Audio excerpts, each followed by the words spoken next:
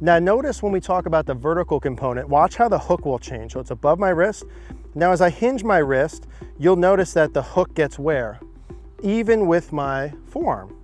Now we said from the face-on version, when he got to left arm parallel, it was about a 90-degree angle, right? Which means that that hook should get to my forearm by the time my left arm gets parallel to the ground. That's the fix here. So if I take my setup position, again, hook's right in the middle here. I'm gonna do my little takeaway. The hook, see how the hook doesn't really change relative to my forearm? So it's above my forearm. It's still above my forearm, basically the same amount. But now from here, it's gonna gradually start to go down my arm, and I can feel that touch my forearm. And then I wanna continue feeling that go down my forearm to the top. That's gonna be how you train in the vertical hinge component. So if we hit with that, it'll look like this. Hook's above my forearm, stays above my forearm, and now gradually I can feel it now touching my forearm. That's how I can train in my hinge motion. Let's go ahead and hit one. And I'm feeling that as a gradual motion, again, from the takeaway to about that left arm parallel and up to the top.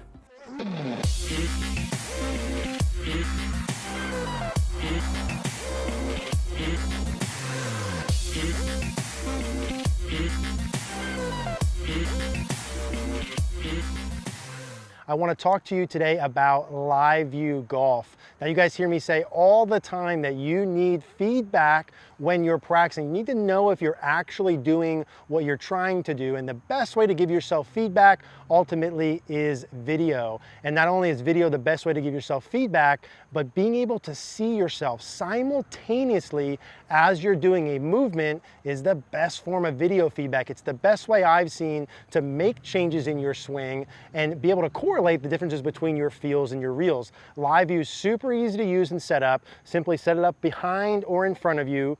You connect it with your iPad or phone, pop that on the ground. You can actually do your practice, see yourself as you're doing it, the best way to expedite your process. I encourage you guys to check out Live View Golf. We'll put a link in the description down below with a coupon code. Hey guys, Eric here, back outside at the Bethlehem Golf Club. In today's video, we're going to talk about how to hinge your wrists in the backswing.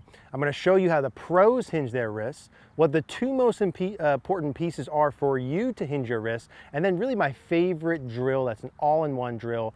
Let's get started on that. Now, in terms of hinging the wrist, the first thing I want to go over here is show you how you should hinge your wrist and really paint a picture or a model in your mind of how it should work. So let's hop over, see how that works, then we'll come back. I'll explain how you can do it in the drills.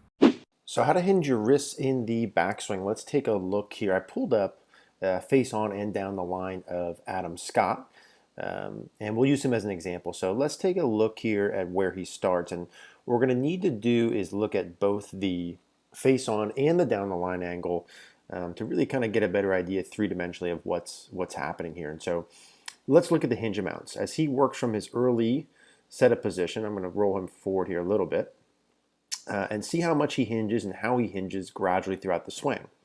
Now we'll note from the face-on version we have a 144 degree, or 140 rather, degree angle.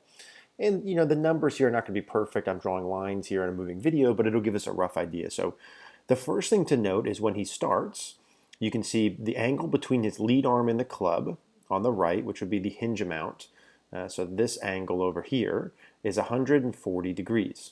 Now as he gets into his first position, which is club parallel, it's 136 degrees. Which means from setup to first parallel, there was very little of the vertical hinge piece. Now let's see when he works into left arm parallel. Now we're going to see that number start to change a little bit more once the lead arm gets parallel to the ground. Now we have a number, let's pull up our angle. Now we have a number here of about 90 degrees. So when he gets to this first position here with the shaft parallel, over here we saw that from setup to here there was very little vertical hinge, more body motion. From this position to the next one, now we get up to 90 degrees. So now he's adding a significant amount of hinge here relative to where he started. From here to the top, let's get him up to the top here. We'll see now he has even more hinge, so roughly we'll call it 75 degrees there from here to here. So he's gradually adding more hinge. So if we pull him back down, the take home here is there's not a lot of hinge added in terms of the vertical component of the hinge of the wrist from setup to first parallel. So very little arm and hand action in terms of hinge from here till here. So he goes from 140, because we've got to do that one from face on, to 136, so very little. Now from here up to the top is where he gradually starts to increase the hinge amounts, going from 136 to 90. So by the time the club gets parallel to the ground here, getting 90 degrees would be a good checkpoint. And then from there to the top, getting an additional 16 degrees of hinge, up to 75. And again, the numbers aren't super relevant, just to give us an idea of when he does what. And so during the backswing, that's the model we want to follow. Is the wrist motion is going to have a vertical hinge component and a bent back component, which we'll see here. So from this side here, we'll see from down the line, the trail wrist is going to hinge up vertically and bend back into extension at the top here. And then the lead wrist is going to do the same thing. The lead wrist is going to hinge up vertically and also bend back some towards flexion. So those are the hinge amounts. That's what we're looking for. Not a lot of hinge early. It's not a set it and forget it. Not everyone's going to hinge like Adam Scott, but as a good reference point, very little early, gradually adding hinge to left arm parallel, continuing to add hinge up to the top. And what we'll look at in a future videos during the downswing, you're going to note that that hinge amount from here, if we change colors, is actually going to increase even more. So he goes from 78 at the top to 68 during the downswing. So there we saw how you hinge your wrist in the swing and really what the take-home messages are. So let's review a couple pieces about how to do this, and then ultimately I'll show you the drill. The first thing to understand in terms of how he got those angles in his swing and why the pros look like they do is how the wrist hinge. And there's really two ways. Now, when most people talk about wrist hinge, they're talking about the vertical component. So that'd be the thumbs up towards me, or I'm hinging the club up vertically in front of me. Be the vertical component of the hinge. But there's also a back and forth, right, or a flexion extension. So the wrists hinge up and down like this, and then they hinge back and forth, right? And so what we saw in that stock model, and understand not everyone hinges the same, but as a baseline model here, when we take our setup position, let's talk first about the vertical component. We take our setup position, we saw there's a little bit of an angle between the club and our arm to start with. And then we noticed, hey, when do I hinge? How much do I hinge? What hand do I feel it with? Well, from setup to first parallel here, we noticed that that angle changed very little. So from my setup position to my takeaway position, I'm adding very little hinge, if any hinge at all, in terms of the vertical. So we saw this angle here basically stayed the same, which means when you do your takeaway, your body motion should get the club to first parallel, not adding a lot of hinge. That's a stock model. We saw when the club is parallel to the ground, it's right down his toe line here. From this position to the top is where we saw a gradual increase in hinge. So from here to the top, we had to start feeling that vertical hinge component to left arm parallel, and then feel it even more up to the top, right? So it's a gradual increase in hinging motion. That's the vertical part. And then we also have the bending back or extension part. And we saw again from here, set up to first parallel, not a lot of change in that angle. So my right wrist from where I set up is fairly flat here. When I get to my first parallel, it doesn't change a lot. There's a little bit of added, but really where I start to do the bend back part is the same thing. So from my takeaway position to the top, my right wrist is bending back and my left wrist is bowing. And that's really what it should look like, and what it should look like when you saw those swings. So it's nothing to here. I'm hinging from here gradually to the top. And then as we noted, which we'll talk about in a future video, the hinge increase on the backswing. So nothing to here, adding hinge in terms of the bend back, nothing to here, and then adding it from there to the top. And then again, the same thing. I'm going to gradually add it in transition. Now, the best drill that I've seen to do this, and you've seen this for some wrist conditions, and it's really great for the hinge motion. This is the hanger drill, and you can really use it for a lot of things. Here's how you do this. When you take the hanger, you're going to put it on the left side of the club, where the end of the hanger is about at the end of the grip. And I'm going to grip it with your lead hand here. The hanger presses up against my left wrist. And the hook here, you can see from the down the line angle, the hook is quite a bit above my wrist. Now notice when we talk about the vertical component, watch how the hook will change. So it's above my wrist. Now as I hinge my wrist, you'll notice that the hook gets where? Even with my forearm. Now we said from the face-on version, when he got to left arm parallel, it was about a 90-degree angle, right? Which means that that hook should get to my forearm by the time my left arm gets parallel to the ground. That's the fix here. So if I take my setup position, again, hook's right in the middle here, I'm gonna do my little takeaway. The hook, see how the hook doesn't really change relative to my forearm? So it's above my forearm. It's still above my forearm, basically the same amount. But now from here, it's gonna gradually start to go down my arm, and I can feel that touch my forearm, and then I wanna continue feeling that go down my forearm to the top. That's gonna be how you train in the vertical hinge component. So if we hit with that, it'll look like this. Hook's above my forearm, stays above my forearm, and now gradually I can feel it now touching my forearm. That's how I can train in my hinge motion. Let's go ahead and hit one.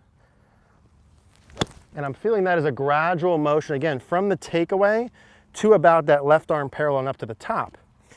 Now, what's really great about this drill is you can use it to find middle regardless of what your fault is. So let's say you make a backswing and you hinge, let's say you hinge too much and you want to take some hinge out. What you're going to feel then is the hook is going to stay above your arm forever, or as long as you need to. So if I want to feel less hinge, hook will stay above my arm from face on. And then notice from here, if I don't add hinge, the hook still stays above my arm. And that'll look like I have very little hinge. So if you want to take the hinge out, you simply keep the hook above your arm forever. And I'll hit with that motion. And then what if I want to add more hinge? What if I go and I say, hey, I don't have enough hinge, I need to feel more. Well, then I'm going to exaggerate how much the hook goes down my arm from my setup position, right? Depending upon when I want to do it. But let's say from here, let's say I need more hinge. Well, now I want to feel the hook go even farther down my forearm up to the top, right? You can feel that sliding down your arm. So if you want more hinge, you feel it even more. And you feel that even more from that takeaway position all the way up to the top. So really the hook and where that is relative to your arm and how far you feel that or how exaggerated you feel that is going to change your hinge amounts. And doing it from the takeaway to the top. Now, that really covers the vertical component of the hinge. But we also have the bend back component, and we can use a hanger just like any other compression videos we've done. My left wrist, as I hinge it, should be fairly neutral. So it's still a little bit extended here at my takeaway. But from my takeaway to the top, my left wrist is going from slightly extended, flat by left arm parallel, flat to bowed at the top. So that's the feeling I get for the left wrist in terms of the bend back. Slightly cupped, because I don't do anything from here. And then I'm going to go flat by left arm parallel, flat or bowed by the top. So I'm feeling that flat or bowed from the takeaway to the top. And that's how I would feel that left wrist bending back piece to go along with the vertical hinge. Same thing with the right wrist. My right wrist at setup is fairly flat. From here it bends back a little bit in towards extension, but the majority of that is going from here to the top. It continues bending back. So I would feel that same piece here, that right wrist bending back from the takeaway to the top. And I can do the same drill, and instead of me focusing in on the hook, I can just focus in on the hanger on my arm. So if I take my setup, the hanger's on the side. Now instead of the hook focus, I'm going to focus on this part of the hanger, which is pressed against my forearm. Notice if I want to bend my left wrist back more, that'll press into my forearm more. If I extend it, it comes off my forearm. Same thing with my right wrist. I feel this part of the hanger on my right wrist. If I bend it back more, I feel this part of the hanger touching my right wrist more. And if I flatten it, I feel it off of it. So I can use the pressure of the hanger during the backswing to feel the bending back part as well. And I'm not feeling that in the takeaway. I'm feeling that from here to the top of the swing. So I really, to put them together, want to feel the hook ride down my arm and press against my forearm. So that if I want to put those together, the hook rides down it and presses against it. Let's go ahead and do one. And that would really put my wrist condition angles together where I get the best of both worlds in terms of how much vertical hinge, how much of this I want. And regardless of where you fall, you can use this to fix it. If you need more hinge, feel the hook ride down more. If you need less hinge, feel it stay above more. If you need more wrist bend back, feel it press against more. If you need less, feel it press against less. So it's really basically a $1 training aid you can get from your closet. That's how you hinge your wrist. This is the best drill to use regardless of what your issue is. Hey guys, thanks for watching today's video. If you did like the video, do us a favor, click the like button down below, click that little notification bell, and please subscribe. If you did like this and you do want to see more on how the wrist hinge, we're going to go ahead and put up 2 cards here on the screen for more YouTube videos. If you're interested in more personal coaching from me so I could be your personal golf coach, go ahead and click the Cogorno Golf logo on the screen. Hope you enjoyed the video.